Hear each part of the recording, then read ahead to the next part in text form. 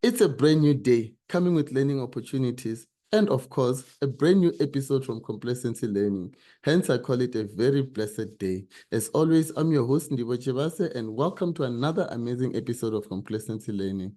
Complacency Learning is a show that helps you with the information that you need to further elevate in your career path and also to help learners navigate into the right career path. How do we do that? We do that through sourcing experts from different career fields to come and share with us about their journey to creating the life that they truly love, and also to share their experiences with us on the career fields that they're in. And now, without wasting time, I'm going to dive into today's episode. On today's episode, we are joined by a very amazing guest. Our today's guest is very interesting, ladies and gentlemen. He has managed to change the title of Mr. to Doctor and is currently serving as the Postdoctoral Research Scientist in Pharmaceutical Sciences. Ladies and gentlemen, without wasting time, I'm going to tell you his name. He goes by the name of Dr. Khonzisizwe Somandi. Ladies and gentlemen, he's here to share with us a great piece of information. You seriously need this information. And go get some popcorns and enjoy. Hi, Dr. Khonzisizwe Somandi. It's a brand new day and welcome to another amazing episode of Complacency Learning. How are you feeling today? I'm good, thank you. Thank you for bringing me on. It's been a cold winter, but yeah, I'm happy to be here to share what I can with your audience. So I believe that currently you're serving as a postdoctoral research scientist in pharmaceutical sciences, right? Yeah, so I Yes. believe that everybody has a journey to becoming who they are today. So if you don't mind, would you share with us a bit about your journey to becoming a postdoctoral research scientist in pharmaceutical sciences? Okay, cool. So my journey actually started a long time ago. So as a youngster, I've always been interested in medicine, how it works, how to make it, and all of that stuff. So as I was growing up, I've always pondered upon that certain topic. And I remember very early on, I wanted to be a doctor because I thought the medical doctors actually make medicine. So the older I grew in my career, and the more I wanted to explore that, especially in my high school days, I saw that it actually is not that, and it's more of in the medicinal chemistry side, that does these or makes medicines rather. So after getting that clarity, I decided to go into university and study chemistry as a starter. But the end goal was to be a medicinal chemist, a synthetic organic chemist. So that journey started. It was tough. It was quite challenging. There was a lot of ups and downs in the journey itself. However, I managed to finish my undergrad and get into honors. After completing my honors, I went into masters, and that's where I think my passion kind of expressed itself, because that's where I was actually doing drug design, computational chemistry, and all of this stuff. And from masters, fortunately, a year after, my progress for my PhD was good or acceptable, and he advised that I improve my PhD and upgraded to my master's and upgraded to a PhD, sorry. And yeah, I happened to do a PhD a year after my master's.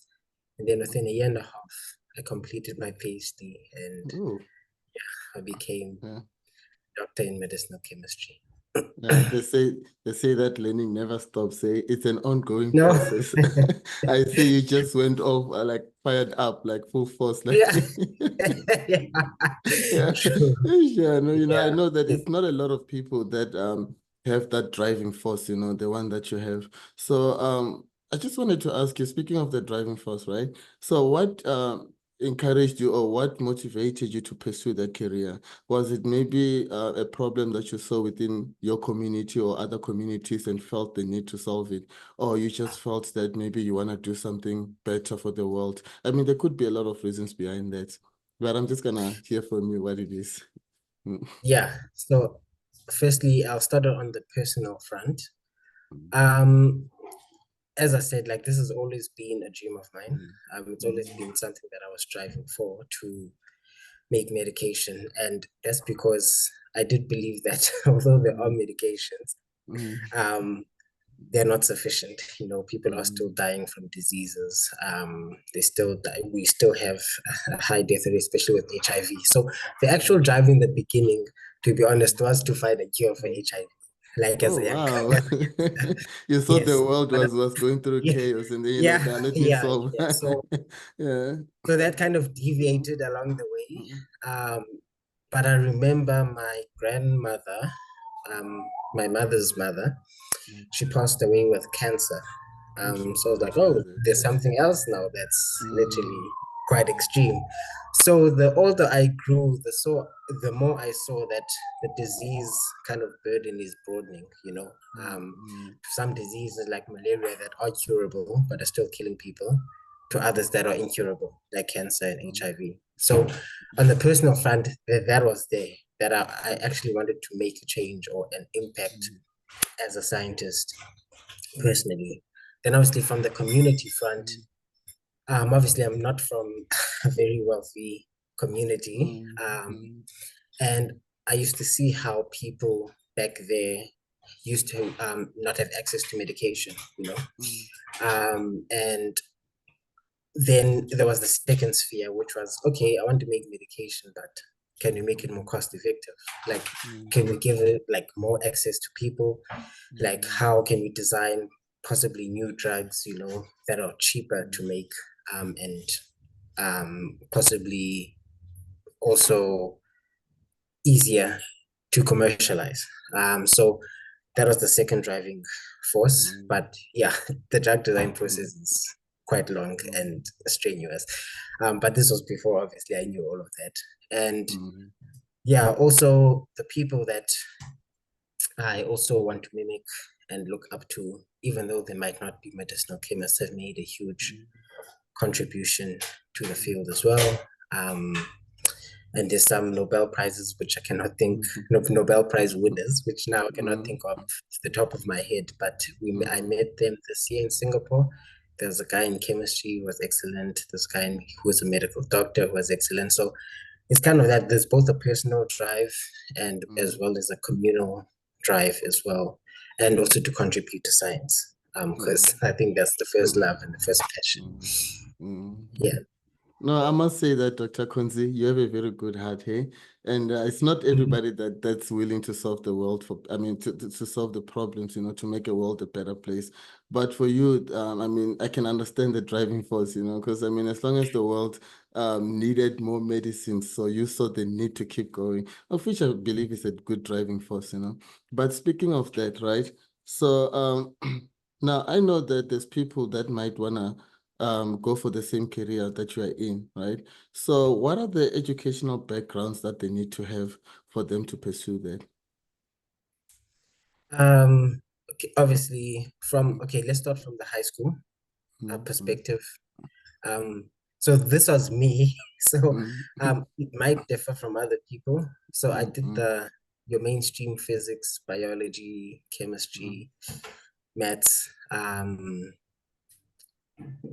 yeah, those are obviously with English, Xhosa, as well as life orientation to complete the set. So that was what I focused on. Maybe you can deviate a bit because within the medicinal space, so I chose the medicinal chemistry side. However, the medical sciences is quite vast, especially now, where some people can go into biologics, other people can go into what do you call it, in the microbiology side, you know. But I chose the specifically drug design, you know, drug discovery. And I chose the medicinal chemistry aspect of it. So if someone wants to go that route, I would advise you start with those subjects, your chemistry, your physics, your maths, etc. Into university, I did the BSc General at Rhodes University. Wow. For my first for my first and second year. And then my second year, I majored in chemistry, biochemistry, and microbiology. And then my third year, I went to vets. And then from there, I majored in chemistry and biochemistry, and that's what I graduated in.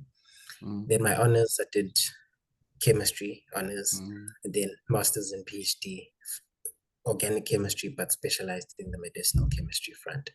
So that was kind of my path to where I came. Wow. So now looking at your career now as a whole, right? So what are the most exciting things about it? Like, it could be like the projects, it could be like some sort of skill development and all that. What's exciting about your career? So research in general. So you're always finding new things. And to be honest, the more answers you get, the more questions you have. So there's always something to solve.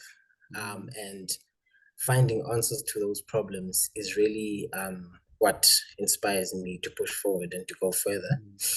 Also, the interdisciplinary kind of interactions we have. So when you're still a student, you're really more focused on just that one aspect that you're doing, going to the lab, making the drugs or designing the drugs and everything.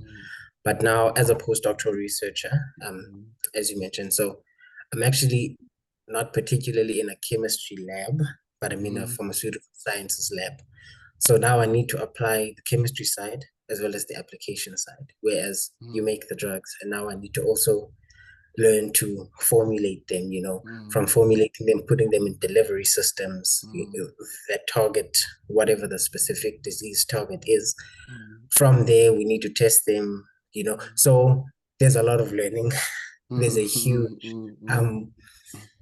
space to learn. You're always getting better. And also the application of those skills, just the principle of it all, like the way you think, in terms of your research itself, and how those particular principles can be applied to other fields as well. It could be you're consulting for a particular company in the pharmaceutical industry, to just consulting for someone who wants to solve a certain problem that they might have. So it gives you a broader, more abstract way of thinking that's kind of non-conventional.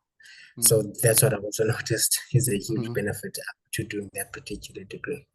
Oh, it seems like it's one of those careers that are gonna keep on going and going, Yeah. like judging from the things that you are saying. I mean, you do believe that it's gonna exist for so many years to come, right? Because I mean, at the end of the day, we as people, we need medication every time we are sick, Yeah. So that's the thing. So, but also in doing all those things, right?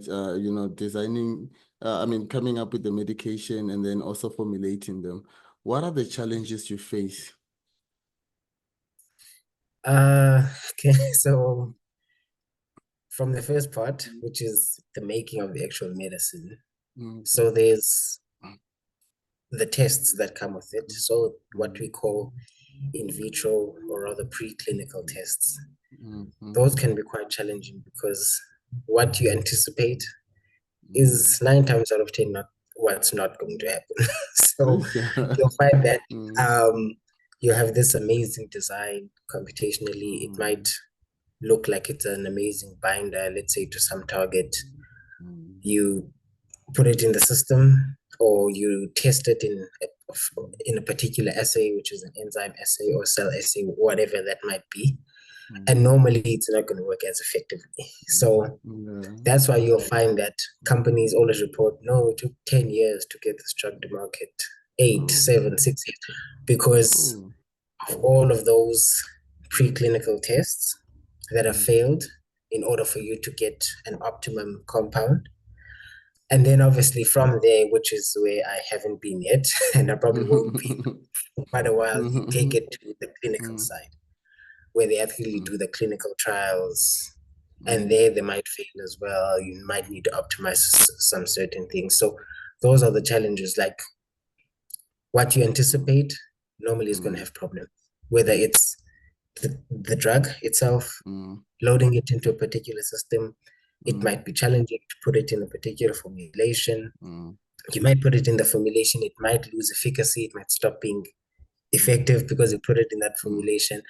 Or even if it is effective, let's say it's a drug, really, you want a sustained release, it's not releasing as well. So there's always problems along the way to solve within the whole process. It's nice when you solve them. It's worth the fight. Definitely worth the fight. But yeah, you must always be prepared to be challenged. If things are going too well, just know that's a calm before the storm. Something is just going to knock you out of your way. But the achieving your goal, you know, achieving that research paper, that publication, like really is worth the fight. Yeah. Oh, nice. So you mentioned that on the clinical side, right? It's a point where you probably won't get or something, right? Is it because you are happier where you are, or you feel that it's too much challenging, or you feel that there's some sort of things that you need to have before you can get to that stage? Oh no, so I felt like let me clarify. Like I meant I won't get a compound at this point, like that I've made to the clinical trials stage anytime soon, because of what I told you, like because there's just a lot of preclinical optimization to do. Obviously, that's the dream. That's the end goal. You know, take your compound, get it to clinical trials. You have an amazing, you know, drug. It gets FDA approved. It gets on the market. That's the end goal. So yeah. So what I'm saying is where I am now and where we are rather as a research unit, there are stuff that is coming along, but there's still some work to do. So it won't be the next one. Yeah. I see what you mean. But it seems like in your career, there's like it's like you have these long processes that one cannot just get overnight, you know. Something that I'm sure you have to be willing to fail and try again and fail and try again, you know, for you to actually, you know, get it right. Because I mean, some people aren't willing to even they aren't what you call this, they're not even willing to fail, you know. They want everything to just be a smooth road.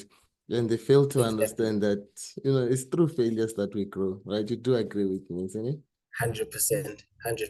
And also, like, our careers with you giving someone medication, like that needs to be highly regulated. Like, you could kill a population if you just like literally just give some medication which is really bad for people, or toxic, or whatever the case. So it needs to be highly regulated. Hence, yeah, you must be willing to get that feedback, you know, get that backlash, or get those kind of suggestions or corrections or failures in order for you to get the perfect compound.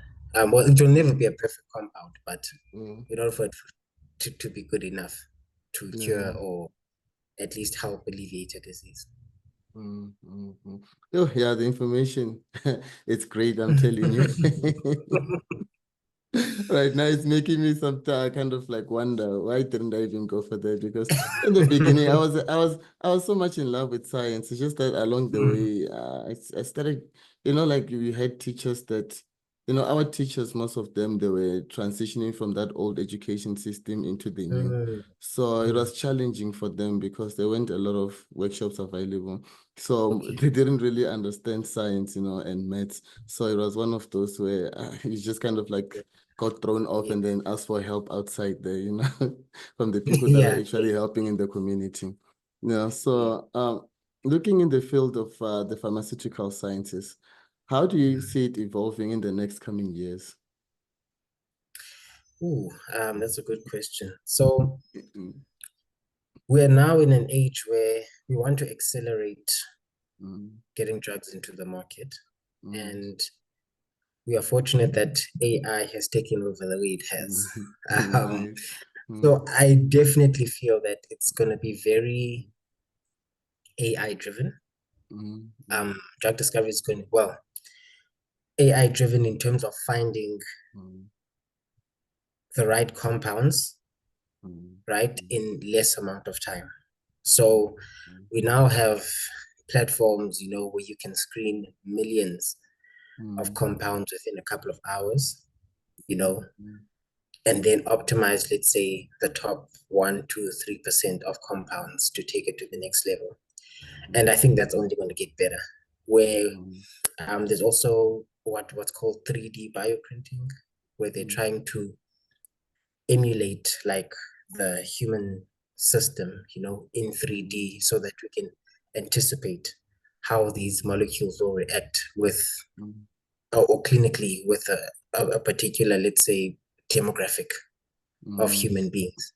So the more better that gets, or the higher or the more advanced that gets, the easier it's going to be to get drug candidates onto the market without failing. Because remember, most drugs fail the clinical trials. So about 80% don't make it through, or over 80% don't make it through. So that is a problem in itself. So I think in terms of pharmaceutical sciences, we definitely going to adapt AI, into the drug making process, most likely the formulation process and the preclinical testing process. So by the time we get to your clinical studies, we kind of are on par with how good the candidate is, or how well it's going to perform. So I do see it affecting the timelines, like shortening the timelines incredibly. But yeah, it's still a work in progress, but I have hope there. Yeah. So now, while in that process, right, of emulating a human body kind of a system, if you don't mind me asking, growing up, we watched too many movies, Yeah. and then we would see people testing those medications on the rats or something. And So is that what's happening now? Yes, yes, yes. It's what's happening now. We're still testing on rats, on pigs. What else? Yeah, rats and pigs mostly. I know I've read some clinical studies with monkeys, but we don't want to kind of overstep the border of being ethnical as well in our approach. So yeah, I think it's only going to get more advanced from there, and especially once AI gets involved. Because if you can emulate, let's say, the human kidney, the heart, the lungs, the intestine, like all of these components that are important for the metabolism of a drug, within a human body, I think we'll be that much closer to efficiently making compounds that can be easily translated clinically. Dr. Khonzi, I have to say that I'm enjoying this conversation. And also, as we go, we're having these conversations, it's kind of like some kind of curiosity is rising in me, So now I just wanted to find out, you said like you test on the rats and the pigs. So I just want to find out, like, why that? Is there, like, do they function the same as the humans, or what is it about them? Yeah, like that makes them different from others. Yeah, sorry. Okay. So they are mammals. So and we are mammals as well. So they do function similar to what humans function, but obviously at a smaller scale. So we'll test drug or formulation X, Y, and Z on a rat at a much smaller scale than you would on a human, and that and obviously there's the ethical side of it. If it doesn't work, the rat dies, fine. But if a human dies, it's a problem there. Big problem. Yeah. So it is because the path to metabolism in drug metabolism with rats, pigs is very similar to that of the humans. Yeah. Oh, nice, nice. So now, yeah, sorry. No, I was saying which gives us a good model for how effective, how toxic, or how safe the drug is before we take it to clinical trials, which is now in actual humans. Yeah. So you said you mentioned something about emulating how the body, like the human's body works, right? So that you can rush the drugs maybe into the market or something. Okay, Yes. so now other than that, are there any other emerging trends or technologies that are aspiring scientists should be aware of? So I know there are the biologics, you know, there's now using also your RNAs within the drug development space. Obviously, the typical one is the COVID vaccine, the mRNA COVID vaccine. We're using also more cell-based, let me not say drugs, but therapy systems like your exosomes as well, where we can use certain exosomes from certain cells to have more targeted and specific therapy for a certain person. There's obviously the 3D bioprinting, which I spoke about, that's emerging as well, to make more tailor-made medications. Yeah, the space is growing quite vastly. I won't be able to know everything and mention it here, but there's quite a lot that's going on. And the plant-based stuff as well that's happening now, with your plant-based extracellular vesicles, you know, your plant-based drugs as well as an alternative to synthetic medicine. So yeah, there's a lot that's happening right now. A lot for us to be optimistic about. Nice. So, I mean, there's a lot of things that we don't understand about pharmaceutical sciences, you know. So I think, you know, as part of the career, children need to take tours, you know, to such places so that they can learn more about it. Because I mean, it's not a lot of people that know about this career, you know, and it's not a lot of people that know what really it's about, you know, because for me, all I was thinking was just medicine. You probably make medicine and that's it, you know. Exactly. But I wasn't thinking about the processes behind it. Because some people will be like, why is it taking so long to just come up with a drug to cure this? And they don't understand that. I mean, if a drug, I mean, like you said, most of the drugs are failing when they go for testing, right? And they have to be sent back. And then for them to go, it doesn't mean that when they come back, they're gonna pass, right? It's just they might have to try again. Yeah. No, or your career needs someone. Program in itself. Your career needs someone with a long heart, I must say, like a very big heart. Yeah, but just to clarify on that, so as I said, it's very interdisciplinary. So you'll find that it's huge teams like working together where, let's say, if it was happening in South Africa, which doesn't happen, let's say we'd have vets focused on the synthesis and the design of the drugs. We have roads, let's say, focused on the testing, you know, the molecular biology and all of that stuff. We'd have UJ focused on primarily on like, you know, like all of these different institutions, and then we take it to an Aspen, you know, to finally put everything together, take it to clinical trials. So there's a lot of compartments working together to make it work. So it's not all on one person. You should just focus on your lane and make sure that you really do well in your kind of area of expertise or your area of focus at the time, as it might change.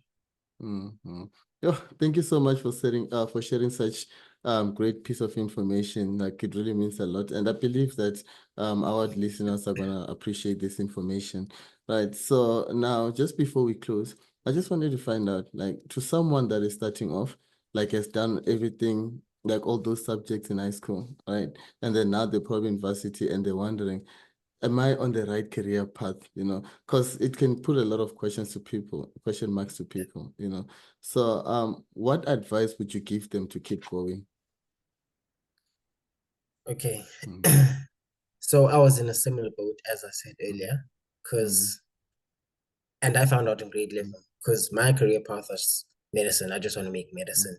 Medicine was becoming a medical doctor. So my whole life I was like, that's what I want. Like, that's what I have to be. And obviously, thanks to LO, did an LO project about some careers. And then I was like, oh, okay, this is not really what I want to be. That's where I saw the medical scientist and all of that. And I started doing reading. So the first thing I'd say is read about it extensively. See if it's something that you want to delve into. So you don't need to go to PhD, you know, you can go to masters. Some people can end at honors. And you must be certain about which path you actually want to go through as well. Do you want to go to the pharmaceutical sciences or let's say just pharmacy? You want to go to the pharmacology side? Do you want to go to the medicinal chemistry side? Do you want to go into your molecular biology side? You know, and on and on and on within this drug discovery space, right? Choose your niche, and then very importantly, look at the opportunities that South Africa presents.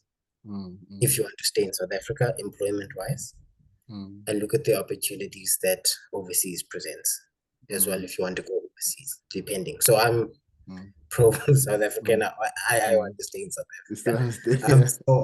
So you have to look at that dynamic and look at where you're fitting better. So in terms of my path, I know it's very niche, the medicinal chemistry, and I know there's a very few companies that focus strictly on that, you know. So you also need to broaden your expertise as well. Hence, also on the pharmaceutical sciences side as well, where I know that I can fit in this side or that side, depending on where I want to go next, obviously after my postdoctoral research. But I would say if you want to go into it, do a lot of research, look at where you fit in, have certain companies that you're looking to get into, look at the kinds of people that are there. Use LinkedIn as well. Okay, maybe I'm sure high schoolers use LinkedIn. I'm sure. The high schoolers can use they can use LinkedIn as well. Just to track some of these people that they want to emulate, you know, the people that are in these careers. Don't be afraid to want to have a Zoom call, a Zoom, especially when you're closing in on matric, you know, just to talk to them, get their advice, you know, about kind of what to expect, you know, the journey, how far should you go? Is a master's enough? Is a PhD better? When should you do it? You know, should you just end it on? So there will be all of these questions that you don't really want to find out on the fly. You kind of want to be prepared for them in advance. So do the reading, just do the research. Then in your time, email someone, message them on LinkedIn, find out more about the career in every aspect. So if you're a postdoctoral researcher, just talk to them on LinkedIn. You know, they'll give you their view about what they're doing or why they're doing it. You know, someone, let's say at a CSIR, will give you their view about they in industry, they're doing this, how you can get about that. And it also helps build your network, you know, that because you're in the field, you can look for internships, you can look for VAC jobs. That's how you really know where you want to go, especially in the early stages of doing, let's say, BSc General. Now you've got a connection at the CSIR, you can talk to them, you go there for VAC work. You can at least look at certain compartments there if you're lucky enough to get into a CSIR. And I mention them because they're quite a big research institute in South Africa, you know, but anywhere else as well. So do the research. Don't be shy to reach out to people. That's always good. People will always give you good advice. And even if you reach out to a bad person who doesn't, there's always the next one who that's life. You're not going to face a lot of that anyway. So you might as well just start now. And yeah, just keep your head on straight, know your final goal, and don't give up until you actually get to where you intend to. It's not an easy journey, hey? But at the end of the day, they say, what's it all worth if it's painless? You know? Yes, exactly. It's not worth nothing if it's painless. You know, it needs to be pain. That pain is the one that's teaching us, you know, because I mean, once you experience that pain, you're not even going to want to go back there. Right. Never. So, yeah. And I know that, you know, some people, like speaking of that, you know, they get thrown, especially the ones that are already in it, or like starting with the career.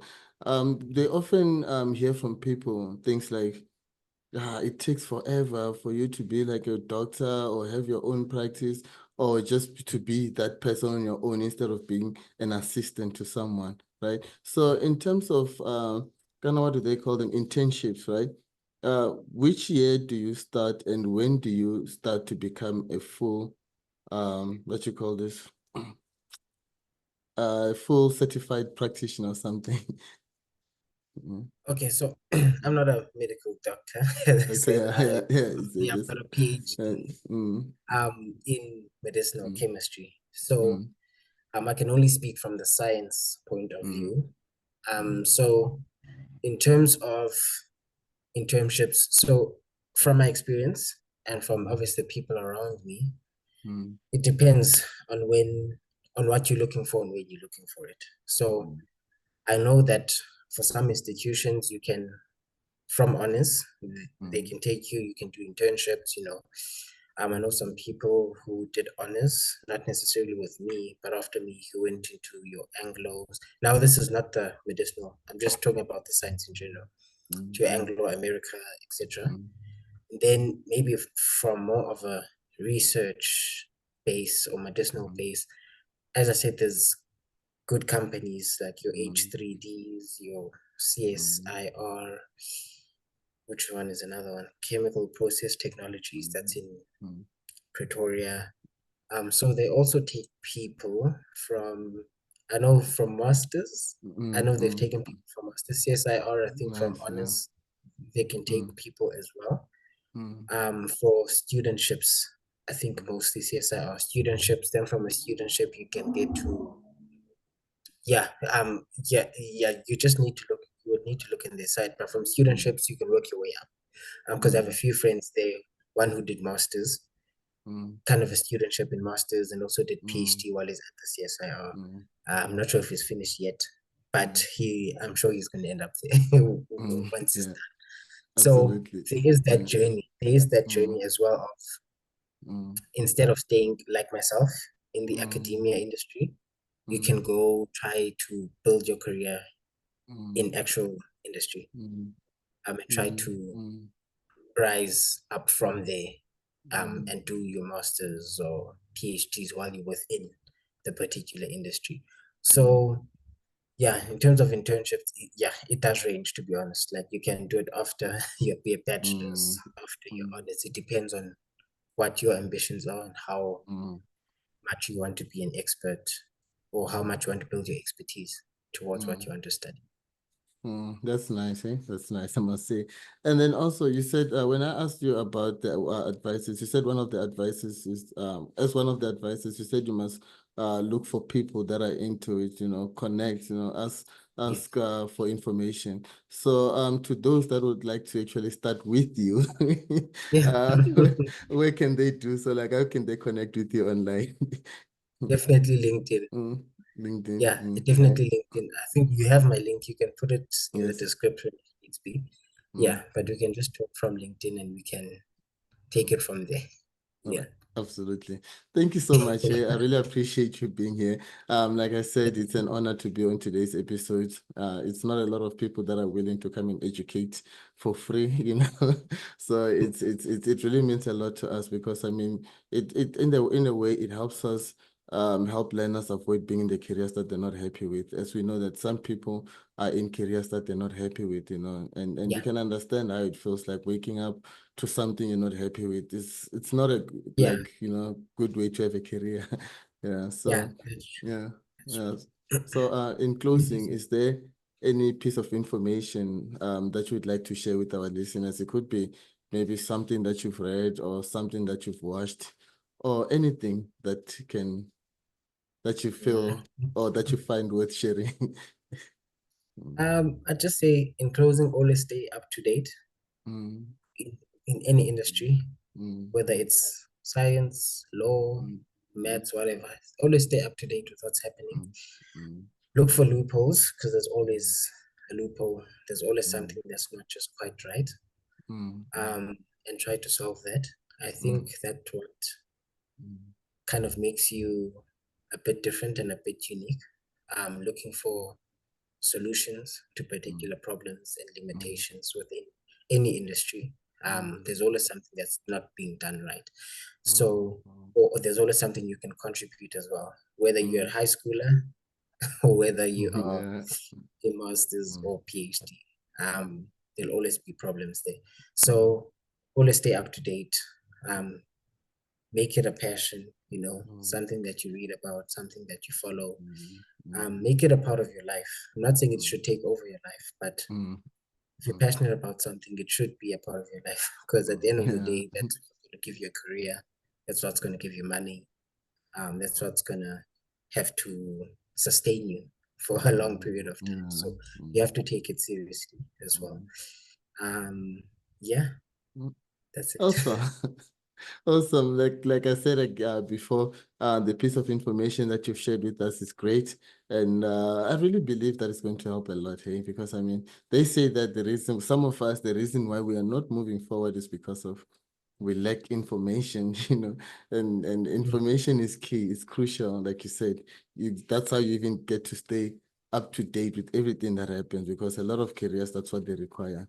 But like, once again, really, I feel so honored and blessed, and thank you so much. I really appreciate it.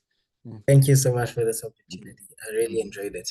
Thank you so much for your time as well. No problem. Thank you so much, sir. And we'll talk further. Awesome. Awesome. All right. All right. Right. Bye. Bye, sir. As always, you know we do not disappoint.